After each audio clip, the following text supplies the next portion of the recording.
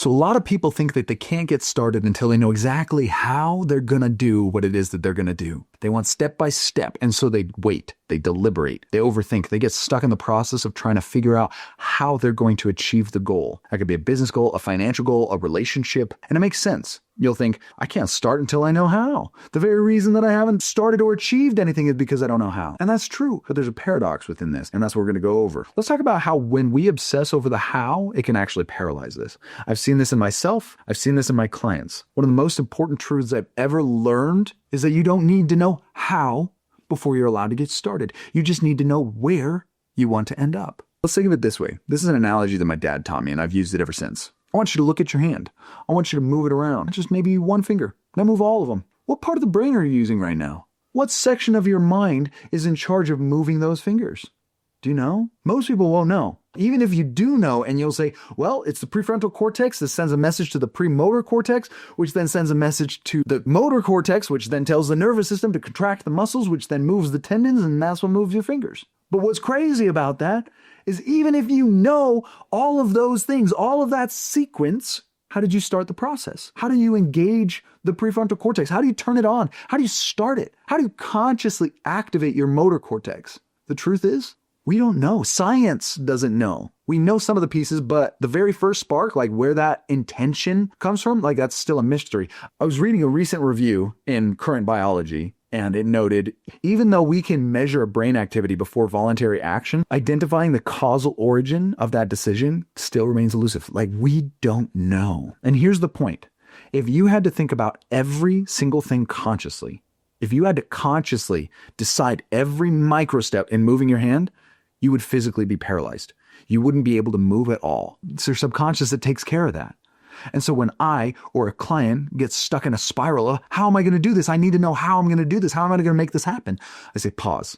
Let's ask a better question. The question is not how am I going to achieve it, but what is it that I'm going to achieve? Where am I trying to go? Because just like with your hand, you don't need and you won't know all the steps. You just need to know the end result that you're aiming for. And your subconscious can handle the rest.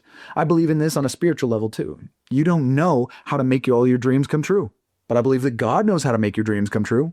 I believe that it's connected to something kind of divine, kind of special, kind of timeless. Something else that's beautiful about the subconscious is that the subconscious brain actually processes information 220,000 times to 500,000 times faster than conscious thought. That's fast. It's powerful. And so consciously, we're like, okay, this is where I want to go. But if the subconscious hasn't really connected to that, then that's why you're not moving.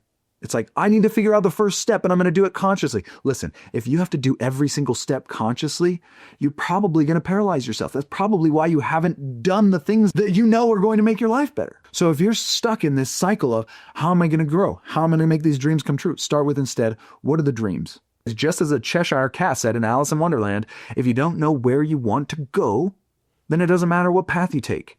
Your first job is to establish a vision. Paint that picture. Decide what you want your life to look like. Train your reticular activating system, your subconscious filter that lets information aligned with what you expect in. I help people overcome limiting beliefs that hold them back. I don't market myself as a dietitian. I don't market myself as a diet coach. I don't market myself as a financial strategist for massive corporations because those things aren't my expertise, but I've still been able to help tons of people in all of those areas. Why? Because I work on the mindset side of things. And when you work on the beliefs, then your actions are naturally going to follow. You're going to be able to get greater results simply because your subconscious is aligned with the outcome that you want to have happen. Now, I'm not saying that financial strategies aren't important. I'm not saying that it's not important to figure out how you're going to do something. All I'm saying is that your subconscious is way more powerful than we give it credit for.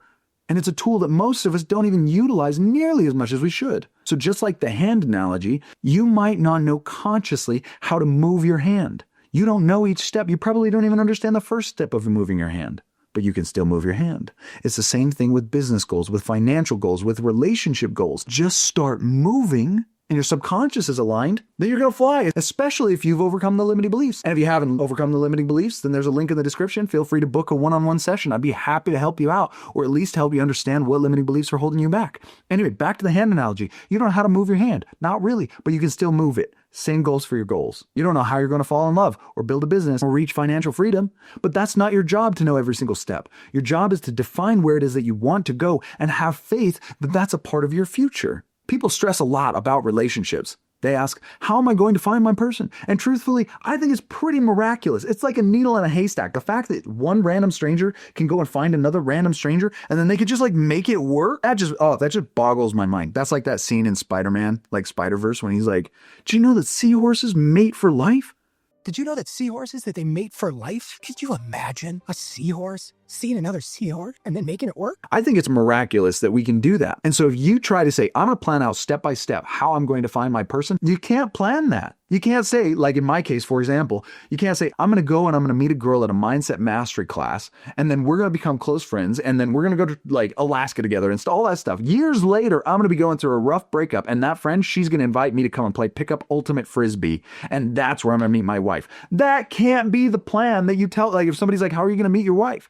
We're probably going to say, I guess I'll go on dates. You can't. You know what I mean? You establish, I would like to get married, and you stay open. Right? It's the way that you can meet your partner. It's too random. It's too chaotic, but it's beautiful. But if your subconscious is hopeful and open, you're going to recognize the opportunity when it comes. And if you're anything like me, then you won't recognize that opportunity for a couple of years, but then you will. You're going to overcome your limiting beliefs, and then you're going to marry her. Point being, don't try and figure out step by step how you're going to get where you want to go. Figure out where it is that you want to go and then start moving. Train your subconscious. You can use affirmations or visualizations. You could come and do coaching session with me or with somebody else who knows how to speak deep to the subconscious. Don't sleep on the subconscious. Don't sleep on the unconscious. Punny. Anyway, it's powerful. Okay, your brain is fast. It's connected to God. I think it's connected to God, right? And it can take you way further and way faster if you just give it a firm definition of where it is that you want to go, and you have faith in that destiny, and you connect to the belief. There's a lot of belief stuff here. There's a lot of belief. Anyway, I hope this wasn't a ramble. I'm here to help. I'm here learning every single day to try to teach people every single day. I'm going to be posting every single day. Feel free, like, comment, subscribe, and let me know how I can help.